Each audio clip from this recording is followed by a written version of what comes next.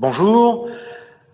D'après les indications de mon ordinateur, nous sommes déjà 36 à être ensemble et comme je n'ai aucun retour ni aucune indication négative me signalant que le flux ne passe pas, je vais donc démarrer et continuer ce culte ce qui me donne l'occasion de vous dire que si vous avez des problèmes de connexion, parce que ça peut aussi arriver, vous aurez toujours la possibilité, au moins jusqu'à demain, en refaisant le lien, de cliquer sur le lien, de re-entendre et de reparticiper, de revoir l'ensemble du culte.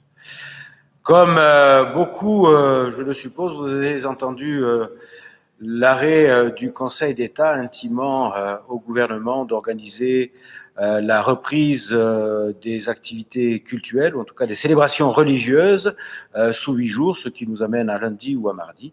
Le Conseil presbytéral réfléchit déjà à la manière dont nous allons pouvoir réouvrir le temple le dimanche. Je ne peux pas être plus précis pour l'instant en ce qui concerne la date, en ce qui concerne les conditions, puisque nous sommes dans l'attente justement de cette organisation et des consignes, nous supposons, relativement strictes pour aménager ce retour. Une chose est certaine, n'imaginons pas, même si ça nous agace, pouvoir revenir tout de suite dans la configuration de l'Assemblée dominicale telle que nous l'avons connue jusqu'au début du mois de mars.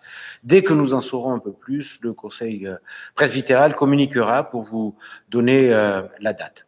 En ce jeudi de l'Ascension, c'est Marc qui est à l'orgue et c'est lui maintenant qui va nous accompagner dans le début de ce culte.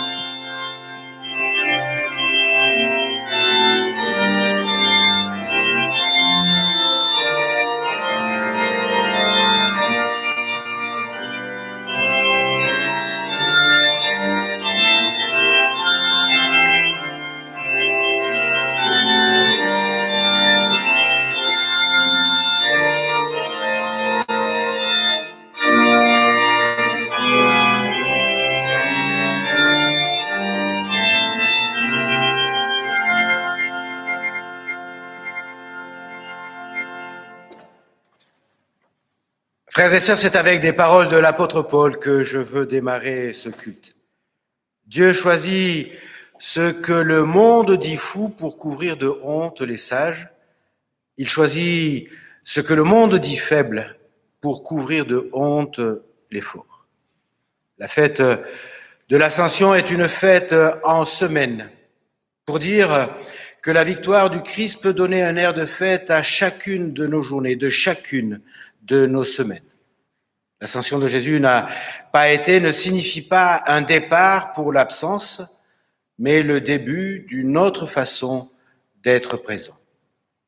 L'ascension annonce une présence nouvelle, intime, personnelle, qui défie l'espace, qui défie le temps. Frères et sœurs, Dieu est avec nous aujourd'hui et tous les jours. Il ouvre nos cœurs à sa lumière pour que nous comprenions l'espérance que nous donne son appel. C'est en son nom que je vous annonce la grâce et la paix de la part de Dieu le Père.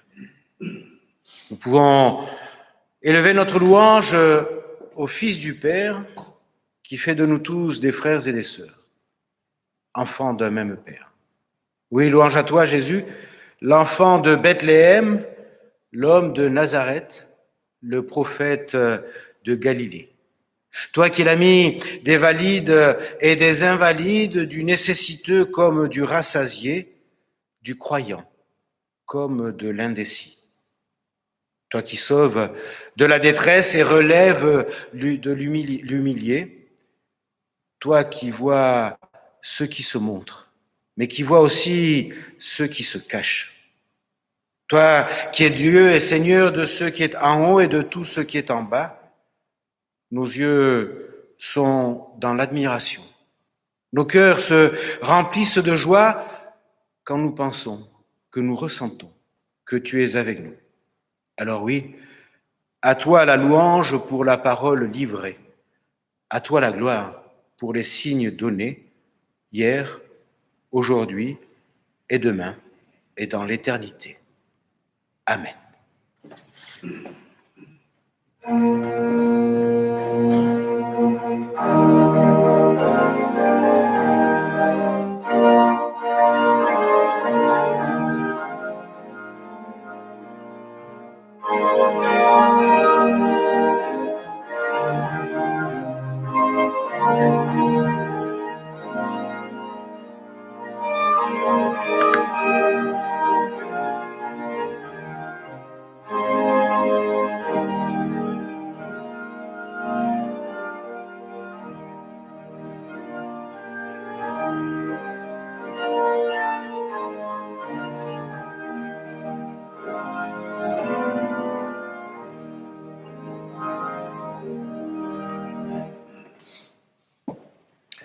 Je vous invite à la prière.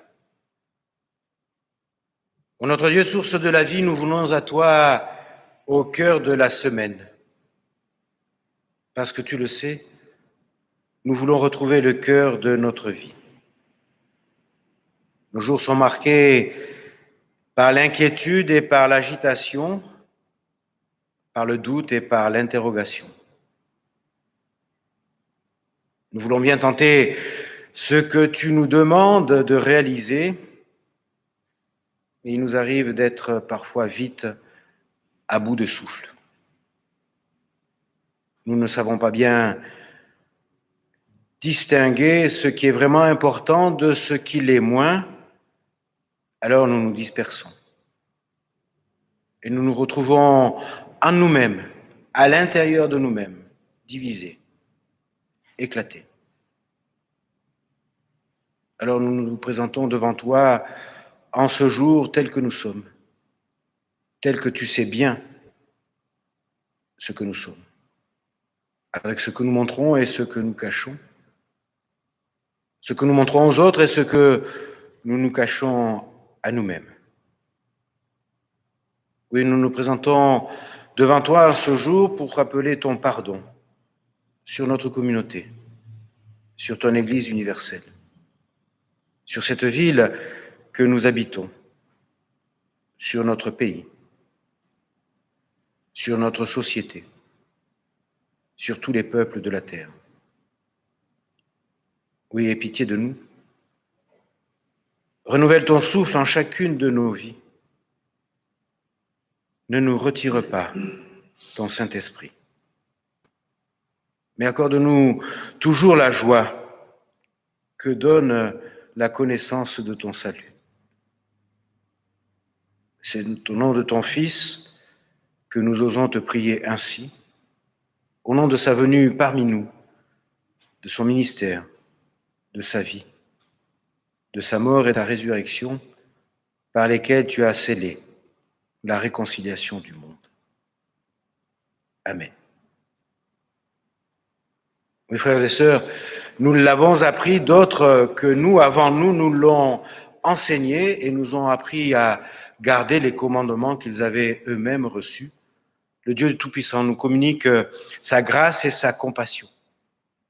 Nous pouvons nous rappeler que le Christ, mourant sur la croix, rappelle à l'humanité tout entière l'amour de Dieu pour ce monde.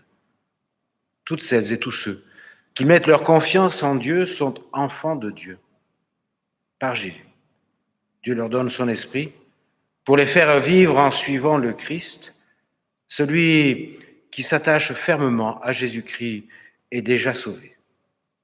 Nous le savons bien, il a plu à Dieu de ne pas mesurer nos vies selon nos mérites. Le Seigneur juge nos vies avec les yeux d'un Père aimant. Le Fils de l'homme est venu non pas pour être servi, mais pour servir et pour donner sa vie pour le plus grand nombre. Oui, nous pouvons louer le Seigneur, il nous pardonne et nous appelle à une vie renouvelée. Alléluia. Amen.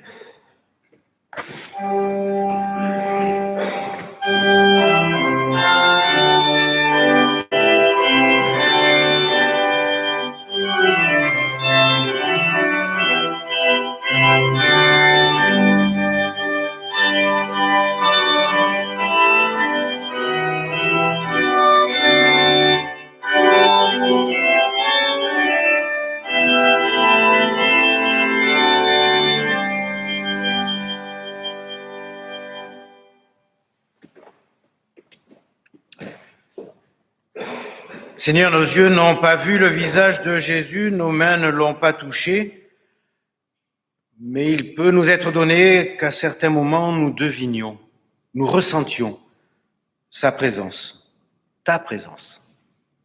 Aujourd'hui, en ce jeudi de l'Ascension, nous célébrons l'épanouissement de sa vie.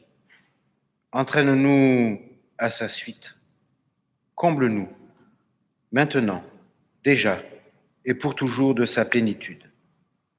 Nous sommes chacun chez nous, mais pourtant rassemblés, l'oreille attentive à ta parole. Renouvelle pour chacun d'entre nous l'expérience bienveillante de ta présence. Fais-nous, par ton esprit, discerner ta domination sur ce monde. Amen. Vous aviez reçu avec le lien les références bibliques, celles du récit de l'Ascension, tel que Luc la rapporte dans le livre des Actes, qu'il a aussi écrit. Je ne la lirai pas ce matin. Et je vous invite à entendre maintenant l'évangile de Matthieu dans ses tout derniers versets, du verset 16 au verset 20, au chapitre 28. Évangile selon Matthieu, au chapitre 28, les versets 16 à 20. Les 11 disciples partent pour la Galilée. Ils arrivent sur la montagne où Jésus leur a dit d'aller. En voyant Jésus, ils l'adorent, mais certains eurent des doutes. Jésus s'approche et leur dit : « J'ai reçu tout pouvoir au ciel et sur la terre. Allez chez tous les peuples, pour que les gens deviennent mes disciples. Baptisez-les au nom du Père, du Fils et de l'Esprit Saint. Apprenez-leur à obéir à tous les commandements que je vous ai donnés. Et moi, je suis avec vous tous les jours, jusqu'à la fin du monde. Seigneur, ta parole est vérité. Rends-nous saints par ta vérité. Amen.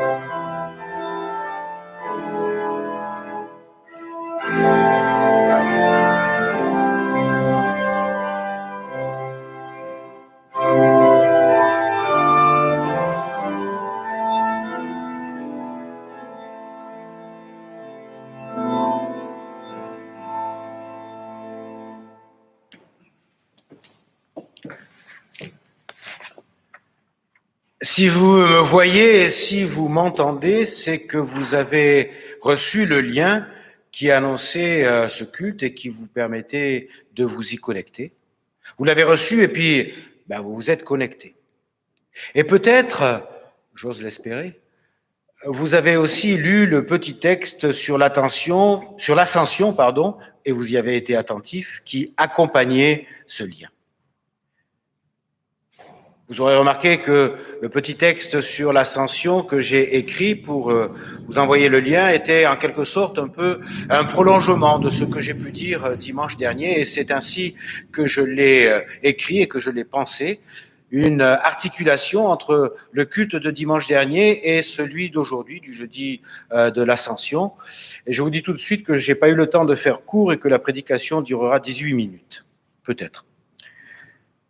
La semaine dernière, nous avons parlé du sentiment d'absence du disciple, qui est parfois le nôtre. Je crois le savoir pour vous, en tout cas, je le sais pour moi.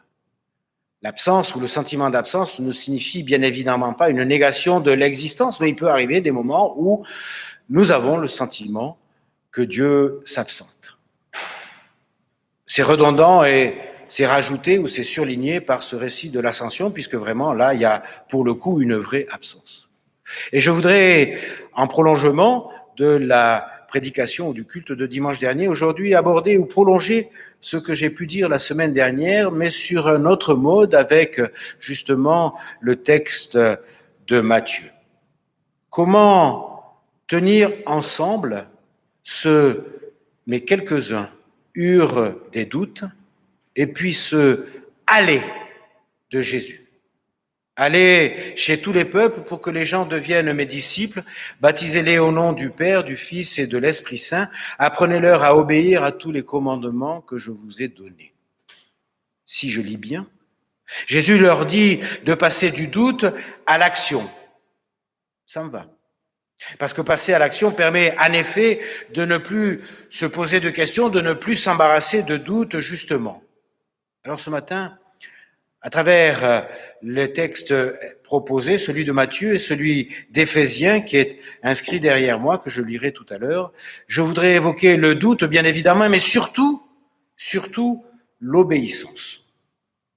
Et ce que je vais essayer de vous dire ce matin, c'est que pour passer à l'action, il faut quand même bien, à un moment donné ou à un autre, quitter ce que j'appellerais la culture du doute, mais il ne faut pas le faire n'importe comment. Parce que nous le savons bien, on peut rester assis dans le doute, mais dans le même temps, on ne peut pas rester indéfiniment, sans autre, dans l'affirmation que la foi et le doute sont équivalents et qu'ils se nourrissent l'un l'autre. Oh, bien sûr, la visée est bonne, louable, comme on dit, et j'ai probablement dû, à l'occasion, prononcer cette phrase. Le doute méthodique, cartésien, est indispensable. Et je vais même vous dire, je considère que c'est une pensée saine. Mais elle cesse de l'être quand cette pensée est ressassée comme un mantra qui étourdit celui ou celle qui s'y cantonne. Elle cesse d'être saine quand elle tient lieu de seule et suffisante explication de la foi. Souvenez-vous, la semaine dernière, l'épître de Pierre nous demandait d'être toujours prêts d'expliquer, de rendre compte de notre foi.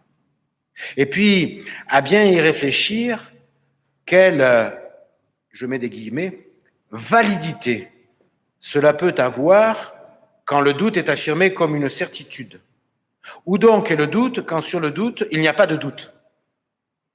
Alors là, ce n'est plus sain, et vous écrivez sain comme vous voulez, avec ou sans T, ce n'est plus sain du tout quand au nom de ce principe, on met bizarrement en équivalence la foi et le doute. Parce qu'au nom de ce principe, que la foi et le doute sont équivalents, l'action est toujours repoussée pour un temps où la crise du doute sera enfin dépassée. Le temps où l'on repousse. Repoussé dans le temps, frères et sœurs, nous sommes en plein dedans aujourd'hui. Qui peut dire quoi que ce soit aujourd'hui sur demain? Qui peut certifier, valider, arrêter aujourd'hui un planning, un programme pour demain? Qui peut dire aujourd'hui de quoi demain sera fait? Confiné, déconfiné, déconfituré, reconfiguré, oui, à coup sûr, nous le sommes. Mais pour autant, est-ce que ceci doit nous pousser à demeurer immobiles? Je reviens au texte. Quelques-uns eurent des doutes et allez. Bon, d'accord, je veux bien. Allez. Mais où? Quand? Et puis, d'abord, qu'est-ce que ça veut dire baptiser? Et au nom de qui? De quoi? Pourquoi? Et puis c'est quoi ces enseignements? Comment les interpréter? Imaginez la scène. Jésus face à ses disciples qui doutent et qui, malgré à la fois ce qu'ils ont vécu avec lui pendant 3 ans et puis cette forte injonction, allez, restent immobiles, ils n'y vont pas. Cela dit, et nous n'avons aucune raison de douter de l'évangile de Matthieu, si quelques-uns eurent des doutes, Jésus, lui, n'a pas douté de ses disciples, puisqu'il a bien fallu qu'ils sortent du doute pour que finalement, vous, moi, soyons baptisés, enseignés et que nous nous retrouvions ensemble ce matin. Ils ont dû, à un moment donné ou à un autre, cesser de douter et ils y sont allés. Oui, mais attention, dit comme ça, c'est dangereux. Parce que, pris au mot de la lettre, ça donne un maître dit à ses disciples d'aller et les disciples y vont. C'est dangereux et cela, du reste, l'a été. L'histoire du monde et malheureusement de l'Église est remplie d'exemples tragiques et néfastes de cette mécanique. Le doute sans fin est infiniment préférable à cette obéissance en ligne droite, maître, disciple, action. Allez-y. Non. Enfin, peut-être. Pourquoi? Et puis, pourquoi tu nous dis ça? Ce genre de questions sont infiniment préférables à l'obéissance aveugle. Parce que, frères et sœurs, notre réalité, qualifiez-la de réalité théologique ou spirituelle, personnelle, notre réalité, et qu'entre celui qui dit « allez » et les disciples qui y vont, il y a non pas du doute, mais beaucoup de médiation, de méditation, de réflexion, de philosophie de l'action, c'est-à-dire de réflexion en sagesse. D'abord, on ne devient pas disciple comme ça, d'un coup de baguette magique. Le disciple, ce n'est pas un cerveau vide qui a trouvé dans l'évangile de quoi le remplir pour déclencher chez lui un sourire éternel et un peu béat. Je fais une parenthèse. Avez-vous déjà vu dans des reportages à la télévision le visage des robots qui vont nous envahir depuis la Chine? Ils ont tous ce sourire béat, juste avec un trait de crayon. Je ferme la parenthèse. Le disciple, c'est d'abord quelqu'un qui a beaucoup douté, qui a d'abord eu une expérience critique du monde tel qu'il lui a été livré. C'est quelqu'un qui s'est beaucoup interrogé sur les commandements sociaux qui ont plu, du verbe pleuvoir, sur lui depuis qu'il est né. Le disciple, c'est celui qui a ensuite trouvé dans la force de l'évangile du Christ une compréhension de son intuition critique. Par l'évangile, le disciple a senti qu'il n'était pas seul à douter, pas seul à interroger la réalité. Et puis ensuite, dans nos textes de ce matin, on va trouver 2 médiations, comme je le disais en l'instant, entre le maître qui ordonne et le disciple qui agit. La première de ces médiations se trouve dans ce récit de Matthieu que vous avez entendu et que j'ai relu à l'instant. C'est un élément capital, à la fois pour ne pas stagner dans le doute et dans le même temps pour ne pas se transformer en automate. Cet élément, c'est la confiance dans un maître qui ne se contente pas de donner son ordre et de s'en dépréoccuper et de laisser tomber par la suite. Quant à moi, je suis avec vous tous les jours jusqu'à la fin du monde, dit-il. C'est-à-dire, en termes clairs, que dans l'action, la présence réelle de ce maître sera là, réelle. Je ne sais pas toujours comment le dire, mais réelle. Je ne sais pas toujours comment dire ce que je ressens parfois, mais elle est là, cette présence. C'est-à-dire que le maître qui donne l'ordre, l'injonction, allez, ne restera pas ce chef à l'arrière, dans les bureaux de l'état-major, envoyant ses ordres tranquillement loin de la ligne de front, lui aussi, il ira. Il est avec nous. Évidemment, frères et sœurs, cela ne suffit pas. Évidemment, dit comme ça, c'est encore une parole de foi.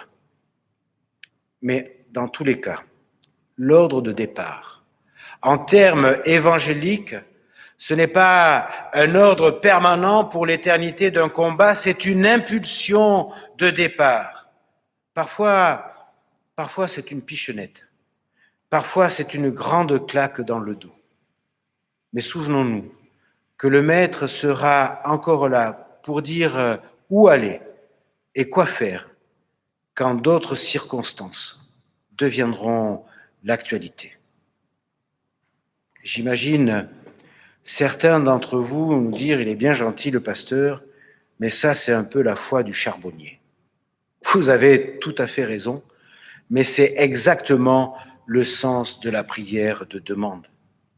Seigneur, que faire par les temps que nous vivons et qui ne recouvrent aucune des situations que nous avons connues jusque-là? Il ne s'agit donc vraiment pas d'une ligne prétendument directe qui part d'un chef qui aurait tout dit une bonne fois pour toutes et qui nous laisserait pantelants dans les combats de l'existence.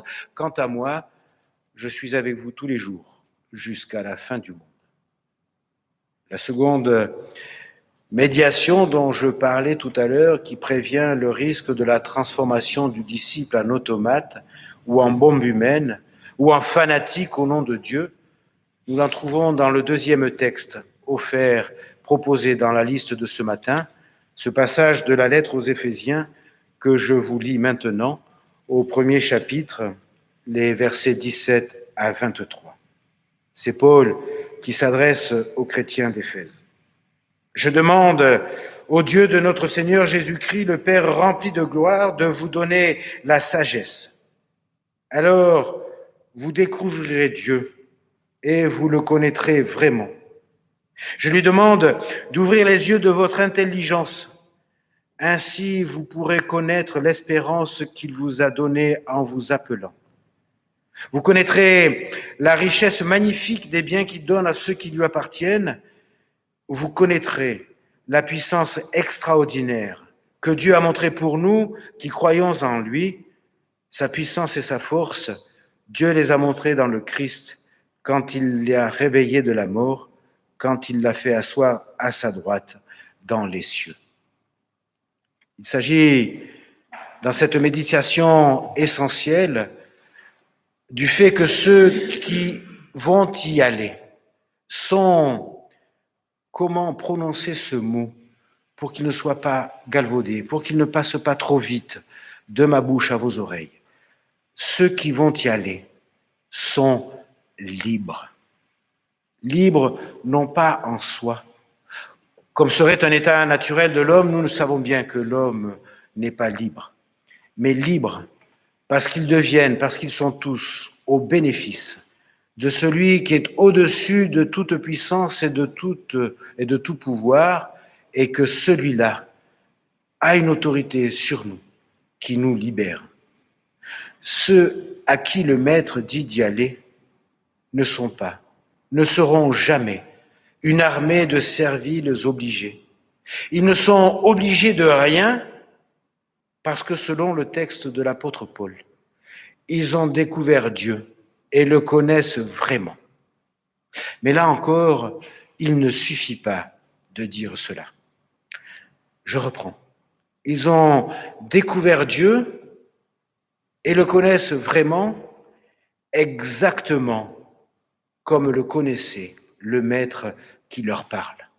Parce qu'ils sont devenus son corps, l'Église, par qui le Christ est totalement présent. Lui en qui Dieu habite totalement, ils sont devenus héritiers parce que fils et filles de Dieu. Nous le voyons, rien à voir avec la relation maître-esclave. Parce que dans ce passage vers l'action, il n'y a plus ni maître ni esclave, il n'y a plus finalement que des disciples. Et celui qui dit allez est le disciple par excellence, le prototype même du disciple, et lui aussi, il y va. Et tout l'évangile de Jésus-Christ est l'histoire d'un disciple qui y va, libre. Ce n'est plus l'obéissance linéaire, c'est simplement de la responsabilité. Ce n'est même plus de l'obéissance.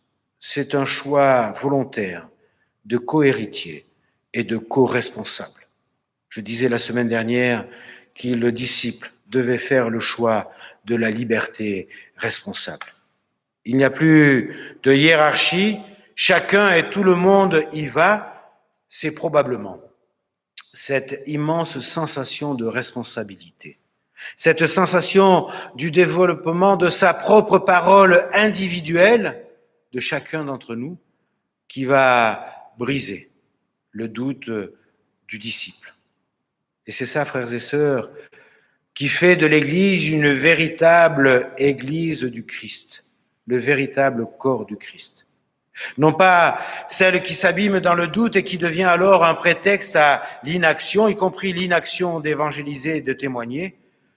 Non pas non plus une Église qui prétendrait obéir en ligne directe sur un ordre ancien et qui oublie qu'elle est sortie de l'esclavage.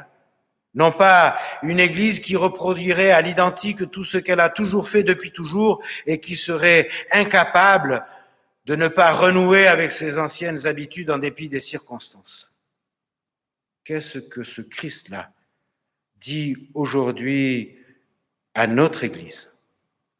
C'est là, frères et sœurs, la question qui est adressée aux affranchis que nous sommes. Je résume. Au fond, ce matin, j'ai essayé de dire trois choses.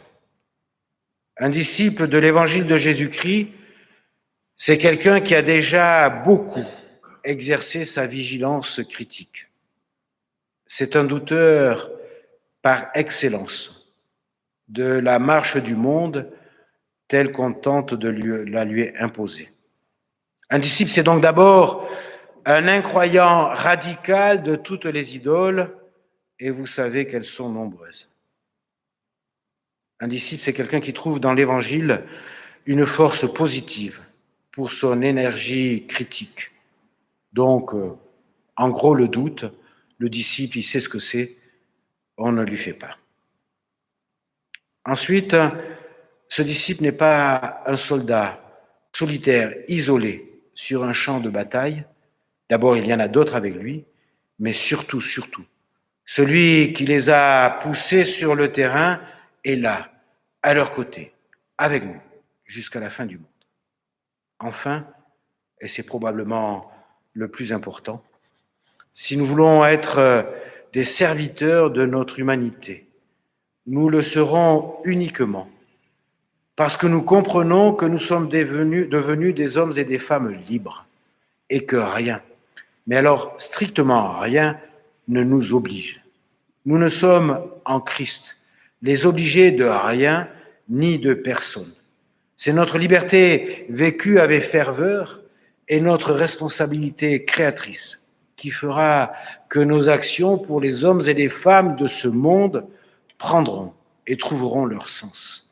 Et c'est probablement le moment ou jamais de nous rappeler cette phrase de Luther: un chrétien est un libre seigneur sur tout, qui n'est soumis à personne. Un chrétien est un esclave asservi en tout et qui est soumis à tous. Frères et sœurs, allez. Amen.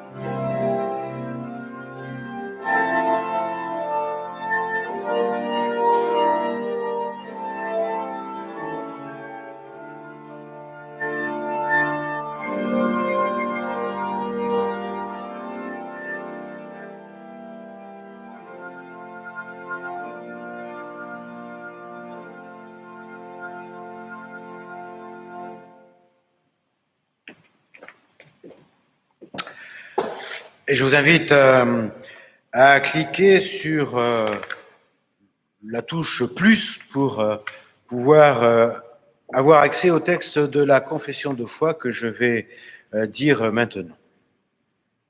Christ, nous croyons en toi. Nous croyons que tu es un homme du même sang que nous, de la même douleur, du même effort, de la même espérance. Nous croyons que tu es le Fils de Dieu, l'image et la présence du Dieu suprême et mystérieux qui a fait l'univers et qui le soutient.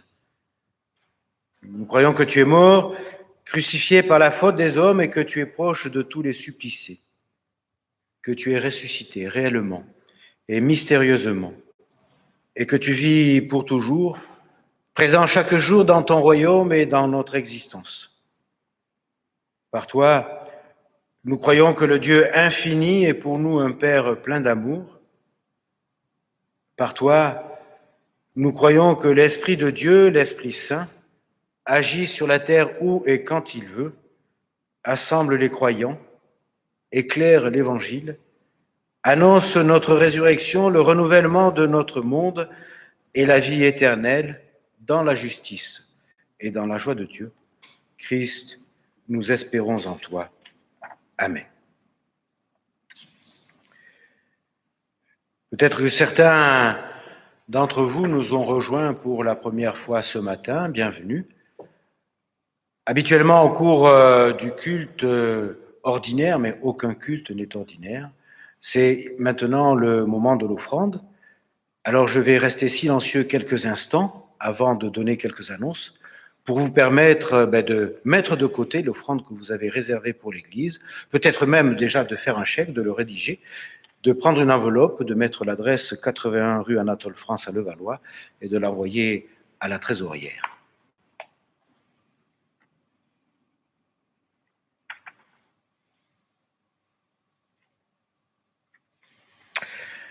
Première annonce, culte dimanche prochain à 10h30 dans 3 jours, toujours sur le même système, puisque comme je le disais au début du culte, je le redis pour ceux qui nous ont rejoints depuis, nous attendons d'avoir les directives, les consignes de sécurité pour pouvoir rouvrir le temple de la Petite Étoile à l'accueil pour une assemblée dominicale. Et comme je le disais tout à l'heure, n'imaginons pas pouvoir nous retrouver tout de suite comme nous étions avant le confinement. Un esprit chagrin m'a fait remarquer que si nous sommes tous des miracles, comme je l'ai dit la semaine dernière dans la prédication, ça devient très banal. Alors je répondrai à cet esprit chagrin, il se reconnaîtra que aux yeux de Dieu, chacun d'entre nous est unique, donc irremplaçable, et que ça ne nous banalise pas les uns les autres. Voilà, et toc. Je voudrais que nous puissions nous réjouir avec Louise et Thibault de Saint-Rémy qui viennent d'accueillir une petite Léonore lundi dernier. Tout s'est bien passé. Je n'ai pas les détails. Je ne sais pas si le papa a pu assister à l'accouchement dans ces périodes de déconfinement, mais en tout cas, voilà. Donc, Léonore est venue rejoindre ses frères et sœurs et dans quelques mois, accroîtra le nombre d'enfants concernés par l'éveil biblique et l'école biblique. Ce n'est pas parce que nous vivons des temps particuliers qu'il ne nous faut pas penser à demain. Voilà, comme personne n'a pour me rajouter quelques annonces, je vous invite au silence et à la prière.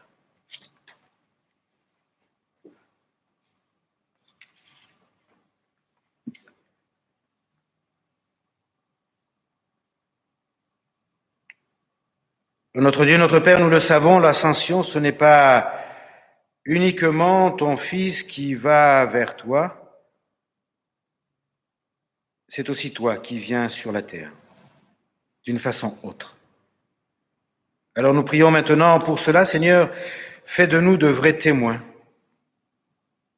Ainsi, ton Église sera vraiment le signe de ta présence sur la terre, le signe et le commencement de ton ciel sur notre terre. À travers Jésus, tu nous as montré que l'être humain est bien plus grand que nous ne l'imaginons. Tu veux faire partager ta gloire à chacun d'entre nous. Donne-nous sagesse, intelligence pour le reconnaître et ne pas l'oublier. À l'Ascension, tu nous détournes du passé et nous orientes vers l'avenir. Et cet avenir, nous y avons notre place puisque c'est par nous que tu veux le réaliser. Éveille parmi nous des porteurs d'espérance. Réveille-nous. Nous voulons crier notre espérance et notre joie. Nous voulons dire que l'amour est possible et qu'il existe. Oui, Seigneur, ouvre nos cœurs à ta lumière. Nous te confions tous les nôtres, où qu'ils se trouvent, présents ou absents, visibles ou invisibles. Nous te remettons Johnny, Missa, Ando, dans la douleur qui est la leur de ne pas pouvoir accompagner jusqu'à Madagascar pour l'inhumer le cercueil de leur épouse, de leur mère.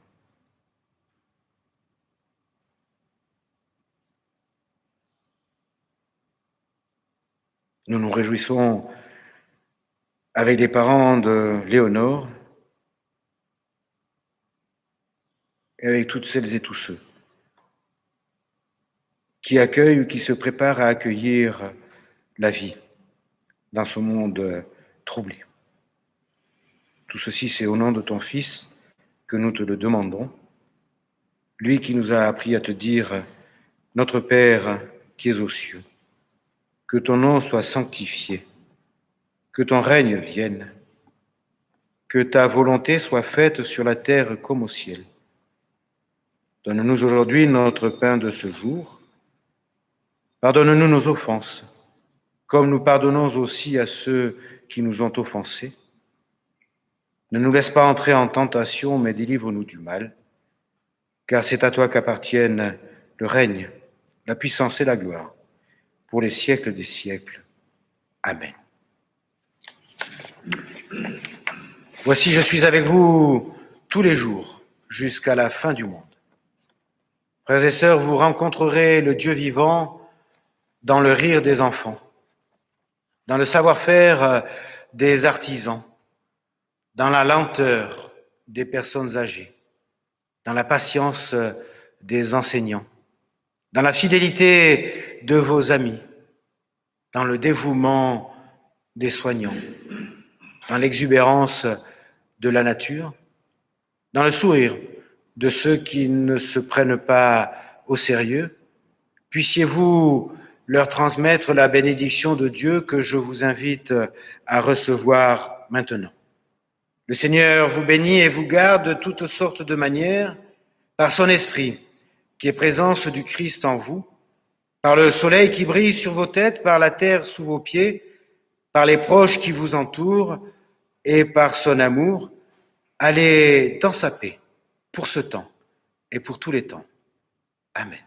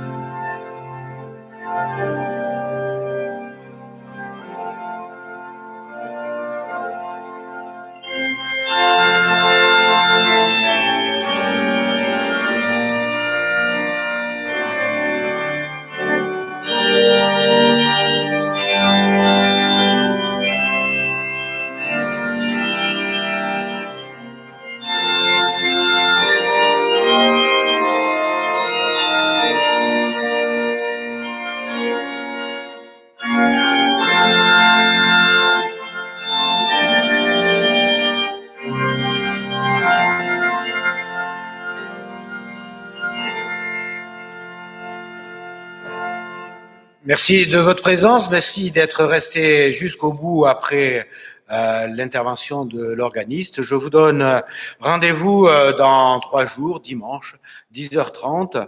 Sortez, profitez du soleil.